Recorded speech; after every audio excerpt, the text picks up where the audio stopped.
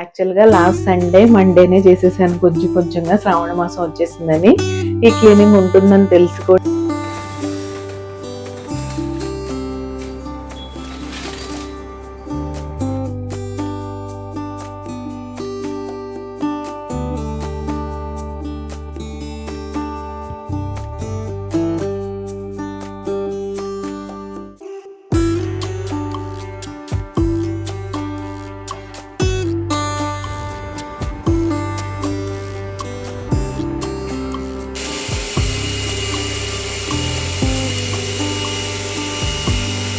నువ్వు బడ్డా పడిపోయినా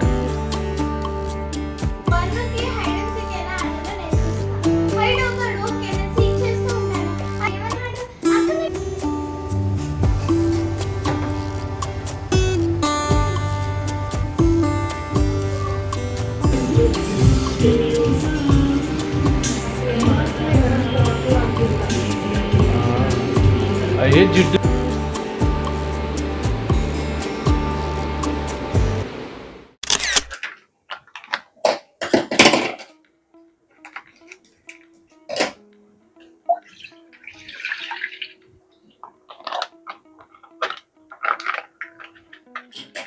హలో అండి, నేను మీ Jyothi. Welcome back to my channel Rith sweet home. ఎలా ఉన్నారు? మీ అందరూ బాగున్నారా? నేను చాలా బాగున్నాను. ఈ రోజు సండే. ముందుగా మీ అందరికీ హ్యాపీ సండే. నా సండే చాలా ప్రొడక్టివ్గా ఉండబోతుంది. మీకు ఒక మంచి మోటివేషనల్ వీడియో కూడా రాబోతుంది. ఎందుకంటే ఈరోజు మంత్లీ క్లీనింగ్ రొటీన్ అయితే అవబోతుంది. యాక్చువల్గా లాస్ట్ సండే మండేనే చేసేసాను కొంచెంగా, శ్రావణ మాసం వచ్చేసిందని. ఈ క్లీనింగ్ ఉంటుందని తెలిసి కూడా శ్రావణ మాసం వచ్చేసింది, ఇల్లు అలా పెట్టుకోలేం కదా, అది కాబట్టి ఎక్కువే ఉండదు. కానీ అప్పుడు డస్టింగ్ అవన్నీ చేశాను, కానీ కర్టన్స్ చేంజ్ అలాంటివి మాత్రం మంత్లీ క్లీనింగ్లో భాగంగానే చేస్తాను. అందుకే పెండింగ్ పెట్టాను. ఈరోజు అవన్నీ తీయడం, వాష్ చేయడం, ప్లస్ నేను మంత్లీ నా క్లీనింగ్ ఎలా చేసుకుంటాను ఏంటి అనేది ఈ వీడియోలో మీతో షేర్ చేస్తాను. డీటెయిల్డ్గా షూట్ చేయడానికే ట్రై చేస్తాను. వీడియో లెంత్ ఎక్కువ అయిపోతే 2 parts చేస్తాను. అంటే క్లీనింగ్ ఒకసారి, మళ్ళీ హోమ్ని ఎలా రీసెట్ చేస్తాను ఆఫ్టర్ డీప్ క్లీనింగ్ అనేది ఒకసారి. లేదు పర్లేదు అనుకుంటే మొత్తం ఒక వీడియోలోనే పెడతాను. అది మొత్తం రికార్డింగ్ అయ్యాకే తెలుస్తుంది. ఇప్పుడైతే మార్నింగ్ నా ఫేస్ ఇగ్నోర్ చేసేయండి. క్లీనింగ్ చేసే ముందు ఎంతకన్నా రెడీ అయ్యి క్లీన్ చేయలేం కదా. అది లేచాం, మార్నింగ్ డ్రింక్ అయిపోయింది, నట్స్ తినేసాం. ఇప్పుడైతే కాఫీ పెట్టా. ఈ కాఫీ పడి ఛార్జ్ అయితే కానీ పని స్టార్ట్ చేయడం కుదరదు. కాఫీ కాగేలోపు కొన్ని కర్టన్స్ అవి తీసేస్తా, హాల్ వరకు అవి తీసా. మెయిన్ వాషింగ్ మిషన్ కూడా అవుతూ ఉండాలి కదా మనం క్లీనింగ్ చేస్తున్నంతసేపు, కాబట్టి పని అయితే స్టార్ట్ చేస్తాను. ఎక్కువ ఇంట్రోలో టైం వేస్ట్ చేయకుండా. మీకు ఈ వీడియో చాలా మోటివేటింగ్గా ఉండబోతుంది. ఇంకా కొన్ని మంచి మంచి విషయాలు కూడా మాట్లాడుకుందాం. పూజల గురించి, వాటి కోసం మనం చేస్తున్న పనుల గురించి, వీటన్నిటి గురించి మోటివేషనల్గా కొన్ని విషయాలు అయితే మాట్లాడుకుందాం. సో వీడియో చివరి వరకు మిస్ అవ్వకుండా చూడండి. నేను మిమ్మల్ని మళ్ళీ కలుస్తాను. సో అదనమాట, ఇంట్రోలో చెప్పినట్టే పని అయితే మొదలుపెట్టాను. ముందు హాల్లో ఈ కర్టన్స్, సోఫా కవర్స్ ఇంతవరకు తీసేస్తే ఒక రౌండ్ వాషింగ్ మిషన్ అయితే స్టార్ట్ చేయొచ్చని ప్లాన్. ఇవన్నీ తీసేసరికి కాఫీ కూడా రెడీ అయిపోద్ది. ఇది అయితే అన్ప్లాన్డ్ ఏం కాదు, ప్లాన్డే. నేను చెప్పినట్టు ఇలా చేయకుండా అయితే ఉండలేము. అందుకే నేను లాస్ట్ వీక్ చేసినప్పుడు ఈ కర్టన్స్ ఇవన్నీ చేంజ్ చేయకుండా జస్ట్ డస్టింగ్ అలాంటివి మాత్రం చేశాను. ఇంక ఇవి ఈరోజు మార్చేస్తున్నాను. ఇప్పుడు ఈ క్లీనింగ్ మనం శ్రావణ మాసం వచ్చేసింది కదా, డస్టింగ్ చేయకూడదు అని చేయకుండా ఉండలేము. అదే నేను చెప్పేది. సిచ్యువేషన్స్కి తగ్గట్టు మనం అడ్జస్ట్ అవుతూ వెళ్ళిపోవాలి. కానీ ఇప్పుడు ఇలానే చేయాలి, అప్పుడు అలానే చేయాలి అని రిస్ట్రిక్షన్స్ పెట్టుకొని కూర్చుంటే కుదరదు కదా. దానికి ఎగ్జాంపుల్ చెప్పడానికి ఇది బెస్ట్ అనిపించింది నాకు. కాబట్టి సిచ్యువేషన్ తగ్గట్టు ఇప్పుడు నాకు చూడండి, శ్రావణ మాసం ఆల్రెడీ వచ్చేసాక 2 days తర్వాత మళ్ళీ చేసుకోవాల్సి వచ్చింది. ఇందులో ఒక గుడ్ థింగ్ ఏంటంటే ఆల్రెడీ డస్టింగ్ అంతా లాస్ట్ వీకే చేసేసాం కాబట్టి అదొకటి చేసే పని లేదు. ఇంక ఇవన్నీ వాష్ చేయడం, ఆరేయడం అంతా మామూలే. ఈ పని రోజంతా నడుస్తుంది. అసలు రోజుకి నాకు ఇల్లు అంటేనే భయం వేస్తుంది. ఇల్లు డీప్ క్లీనింగ్ అంటే ఎక్కడ లేని బాధ వచ్చేస్తుంది అసలు.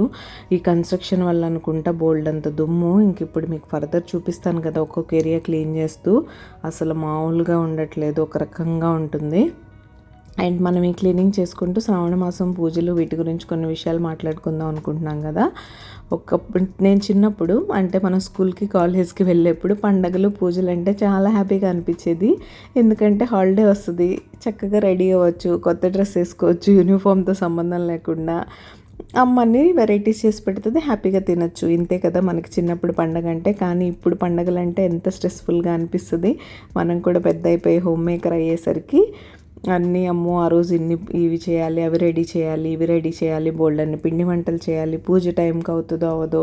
ఇప్పుడు ఇంకా యూట్యూబ్ స్టార్ట్ అయినప్పటి నుంచి ఏదో ఇంతకుముందు కూడా త్వరగానే పూజలు చేసుకునే వాళ్ళం. మార్నింగ్ ఎంత పెద్ద పూజలైనా మార్నింగ్ 9 లోపు 9:30 లోపు అలా చేయడమే నాకు ఇష్టం. అంతకన్నా లేట్గా చేసినా నాకు ఇష్టం అనిపించదు. అంటిల్ అన్లెస్ కొన్ని వినాయక చవితి పూజలు అలాంటివి 10:30 తర్వాతే చేయాలి, 11కే చేయాలి అని ఒక్కొక్క ఇయర్ ముహూర్తం ఉంటుంది కదా. అలా తప్ప యూజువల్గా నాకు మార్నింగే ఇష్టం. కానీ ఇప్పుడు ఇంకా స్ట్రెస్ పెరిగిపోతుంది. మార్నింగ్ 8:30 to 9 లోపు వరలక్ష్మి వ్రతం చేసుకోవాలి. ఇలా టైమింగ్స్ బాగా మీకు షార్ట్స్ చూస్తున్నా కూడా అవే కనిపిస్తూ ఉంటాయి. మీ థాట్స్కి తగ్గట్టు మిమ్మల్ని డివియేట్ చేసేలాగా. ఏంటి ఎవరన్నా మన ఫోన్లో కూర్చొని మన మైండ్ అంతా రీడ్ చేస్తున్నారా అనిపిస్తుంది ఒక్కొక్క రోజు అయితే నాకు. అది ఫ్యాక్టే అనుకోండి.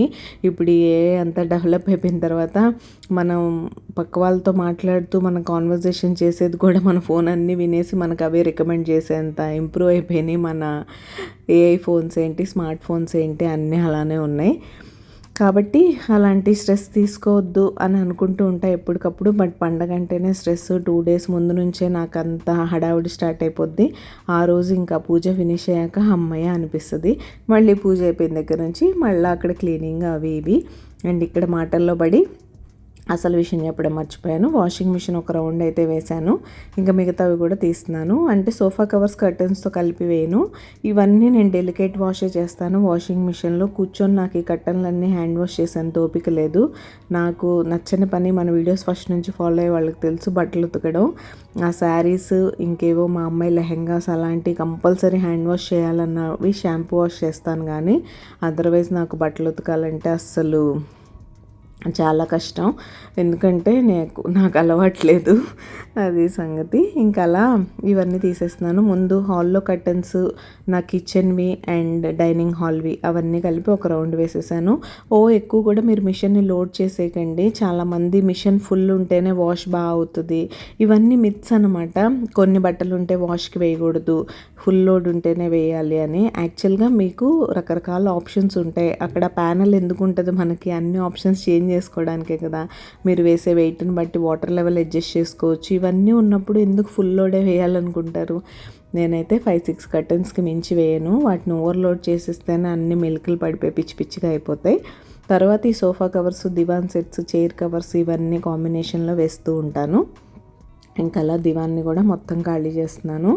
వీక్ ఎండ్స్లో ఈ క్లీనింగ్ వచ్చిందనుకోండి, ఒకటి మా హస్బెండ్ హెల్ప్ చేస్తారని నాకు హ్యాపీగా ఉంటుంది. కానీ పని మాత్రం నేను ఒక్కదాన్నే చేసుకుంటే 10:30, 11కి అయిపోతే, మా వాళ్ళతో చేస్తే 12:30, 1 అవుద్ది. ఎందుకో కూడా మీకు ఇక్కడ ముందు వీడియో చూస్తే అర్థమవుతుంది. అవన్నీ మేనేజ్ చేసుకుంటూ వెళ్ళేసరికి టైం అయితే అయిపోతూ ఉంటుంది అనమాట. అండ్ నాలాగా మీరు కూడా పూజల గురించి స్ట్రెస్ తీసుకుంటున్నారా? నేను స్ట్రెస్ తీసుకోవడం అంటే అవి కొనేయాలి ఇవి కొనేయాలి అనేమి ఉండదు నాకు.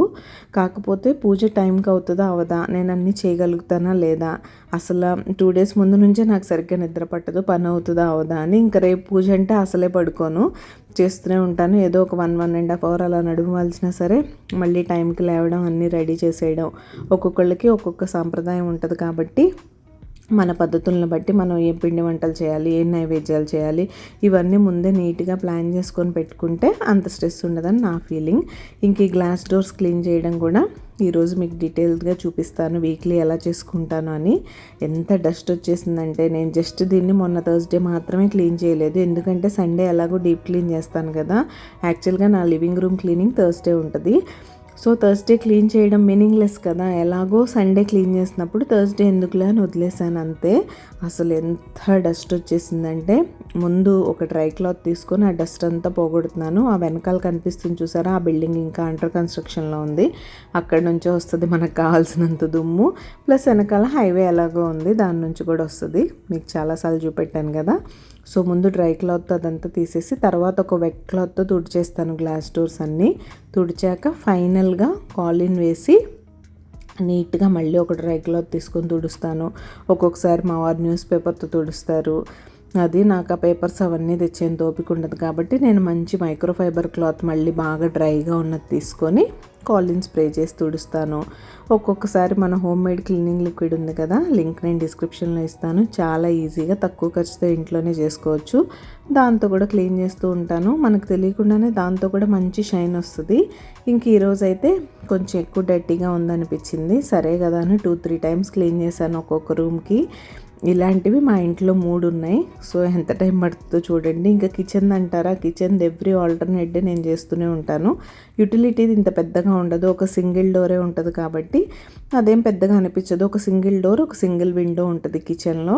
ఆ 2 మాత్రం ఎవ్రీ ఆల్టర్నేట్ డే 2 డేస్కి ఒకసారి, మోస్ట్లీ వెన్స్డే మాత్రం కంపల్సరీ డీప్ క్లీన్ చేస్తాను. ఎందుకంటే వెన్స్డే నేను కిచెన్ క్యాబినెట్స్ అవన్నీ క్లీన్ చేసుకుంటాను కాబట్టి. మీరు ఎవరైనా నా వీక్లీ క్లీనింగ్ రొటీన్ వీడియో చూడాలనుకుంటే డిస్క్రిప్షన్ బాక్స్లో లింక్ ఇస్తాను. నేను ఎలా ప్లాన్ చేసుకుంటాను, వీక్ అంతా నా క్లీనింగ్ రొటీన్ ఎలా ఫాలో అవుతాను అనేది అందులో నేను క్లియర్గా మెన్షన్ చేశాను. మీరు అలా కనుక ఫాలో అయితే ఈ మంత్లీ డీప్ క్లీనింగ్ విషయంలో పెద్దగా స్ట్రెస్ ఉండదు. ఎందుకంటే ప్రతి ఏరియా మనం వీక్లో ఒకరోజు కంపల్సరీ కవర్ చేసి క్లీన్ చేస్తాం కాబట్టి మీకు మంత్లీ క్లీనింగ్ వచ్చేసరికి పెద్ద స్ట్రెస్ఫుల్గా అనిపించదు. సో ఫైనల్గా గ్లాస్ క్లీనింగ్ అయితే అయిపోయింది, పూర్తి చేశాను హాల్ వరకు. ఇంకా దాని తర్వాత కర్టన్ రాడ్స్ ఉంటాయి కదా, వీటిని కూడా మనం ఇగ్నోర్ చేస్తూ ఉంటాం. కర్టన్స్ తీసేస్తాం, మళ్ళీ అదే రాడ్ కొత్త కర్టన్స్ వేసేస్తూ ఉంటాం ఫ్రెష్వి. అలా కాకుండా వీటిని కూడా చక్కగా ఒకసారి వెట్ క్లాత్తో మళ్ళీ డ్రై క్లాత్తో క్లీన్ చేసుకుంటే డస్ట్ ఫ్రీగా ఉంటాయి. కంటిన్యూస్గా అలా డస్ట్ అక్యుములేట్ అయిపోతూ ఉంటే ఏంటంటే అది గ్రీజ్ లాగా ఫామ్ అయిపోద్ది. పర్టికులర్గా మాకు ఇలా ఓపెన్ కిచెన్ ఉంది చూసారా, ఆ జిడ్డు అంతా నేను ఎంత చిమ్నీ ఎగ్జాస్ట్ ఆన్ చేసినా కూడా హాల్లోకి ఫ్యాన్ లాగేస్తూ ఉంటుంది. కాబట్టి మీరు ఎప్పుడు డస్ట్ అప్పుడు నీట్గా క్లీన్ చేయలేదంటే ఆ డస్ట్ అంతా గ్రీజీగా అయిపోయి గట్టిగా పట్టేసుకుంటుంది. అప్పుడు క్లీన్ చేయాలంటే అసలు ఇంకా మన వల్ల కాని పని అనమాట.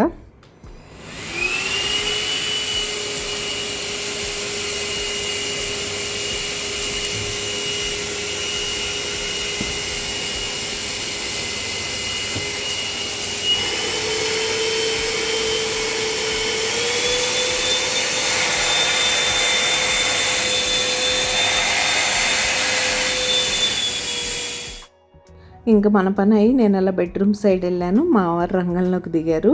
ఈ వ్యాక్యూమ్ ఇదంతా కొంచెం ఎక్కువ ప్రెషర్ పెట్టి బలం పెట్టి చేయాలి, ఇవన్నీ మన వల్ల కాని పనులు. సో ఆయన అయితే క్లీన్ చేస్తారు తన ఇంట్లో అవైలబుల్గా ఉన్న రోజు. లేకపోతే తన ఇంట్లో ఉన్న ఏదో ఒక సండే నేను ప్లాన్ చేసి ఇవన్నీ క్లీన్ చేయించేసుకుంటాను. సో చైర్స్ అవన్నీ ఫస్ట్ ఈ బ్రష్తో మనకి సైడ్స్లో ఉంటాయి కదా, ఏదో ఒక డస్ట్ వెళ్ళిపోతూ ఉంటుంది. ఇంకా మా అమ్మాయి విషయానికి వస్తే మా అమ్మాయి అందులో కూర్చొని బద్ధకం వచ్చినవన్నీ అందులో తోసేస్తూ ఉంటుంది. ఏమేమి పెడుతుందో ఇప్పుడు మీకు క్లియర్గా చూపిస్తానులేండి, మీకే అర్థమవుతుంది. అలా ఇది చైర్ కుషన్ లోపల వరకు వెళ్తుంది కాబట్టి దానిలోకి అలా పుష్ చేసినట్టు చేసి నీట్గా క్లీన్ చేసేసుకోవచ్చు. తర్వాత ఇంకోటి ఫ్లాట్ బ్రష్ టైప్ వస్తుంది, దాంతో ఈ ఆర్మ్ రెస్ట్ ఇవన్నీ క్లీన్ చేసుకోవచ్చు. చూసారా, చాక్లెట్ రేపర్స్ కూడా పడేయడానికి బద్ధకం వేసి అక్కడ పెట్టేసింది. అవన్నీ వచ్చాయన్నమాట. సో ఫైనల్గా మన సోఫాలో ఇంత డస్ట్ అయితే ఉంది. ఎవ్రీ టైం క్లీన్ చేసినా ఇలానే ఉంటూ ఉంటుంది. మనం డస్ట్ వచ్చే ప్లేస్లో ఉన్నప్పుడు ఇవన్నీ కామనే. ఇంక ఇవైతే మన స్లైడింగ్ డోర్స్ దగ్గర ఎప్పుడు నేను వీక్లీ క్లీనింగ్లో పార్ట్గా చేస్తూనే ఉంటాను. వ్యాక్యూమ్ మాత్రం మంత్లీ వన్స్ మాత్రమే. మా వారు ఎప్పుడైతే సోఫా క్లీన్ చేస్తారో ఆ టైంలో ఇలా చేస్తారు, లేకపోతే ఎప్పుడైనా సండే తనకి డర్టీగా అనిపిస్తే చేస్తారు. నేను మాత్రం వీక్లీ ఫస్ట్ డ్రై క్లాత్తో మొత్తం డస్ట్ అంతా తీసేసి, డ్రై డస్ట్ ఉంటుంది ప్రతి చోట అంతే, దానికి మీరు ఫస్టే వెట్ క్లాత్ పెట్టేశారంటే ఇంకా మెస్సీగా అయిపోద్ది.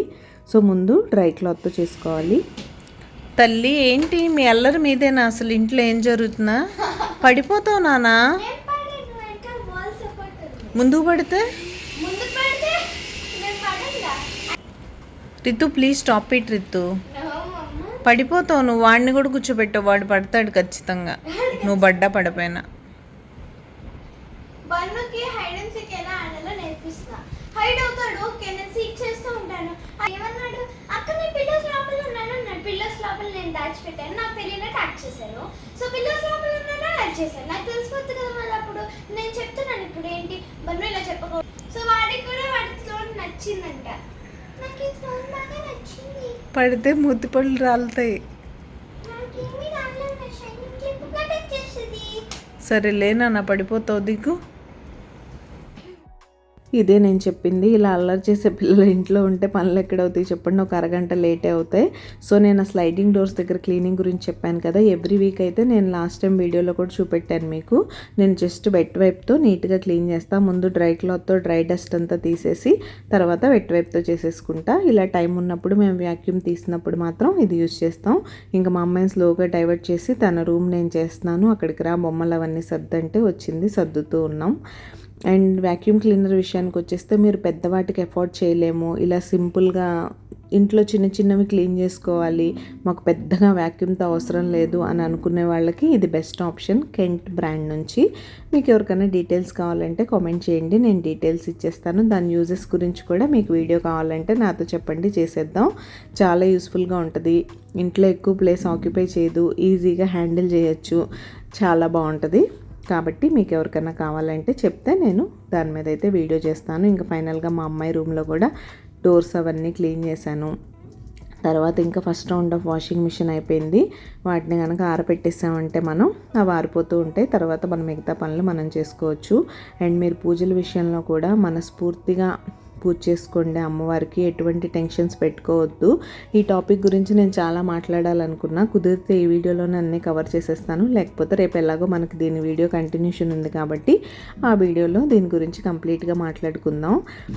మీరు చిన్నప్పటి నుంచి మీ పేరెంట్స్ని అబ్జర్వ్ చేసి ఉంటారు కదా, పర్టికులర్గా మీ మదర్ని పూజల విషయంలో. ఇప్పుడు పెళ్ళైన తర్వాత మీ అత్తగారిని చూస్తూనే ఉండుంటారు. వాళ్ళు ఎంతవరకు రెడీ అయ్యి పూజ చేస్తారు చెప్పండి, వాళ్ళు పొద్దున్న లేచి అన్నీ రెడీ చేస్తారు.